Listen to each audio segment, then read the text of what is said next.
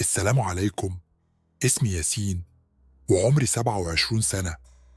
حابب أحكي لكم عن تجربة مش هتصدقوها، بس أقسم بالله إنها حصلت لي فعلا، ولحد دلوقتي لما بفتكرها جسمي بيقشعر. أنا شخص عادي، ما عنديش أي حاجة مميزة في حياتي، بس دايما كنت بحب أستكشف الأماكن الغامضة، يمكن بسبب الفضول أو حب المغامرة. لكن اللي حصل معايا في السجن المهجور كان كابوس مش عارف أصحى منه. الموضوع بدأ لما كنت قاعد مع أصحابي في قهوة صغيرة جنب بيتنا، وإحنا بنتكلم عن الأماكن المسكونة، وكل واحد بيحكي عن حاجة غريبة سمع عنها. فجأة واحد مننا قال: إيه رأيكم في السجن المهجور اللي على أطراف المدينة؟ كلنا بصينا لبعض وبدأنا نضحك.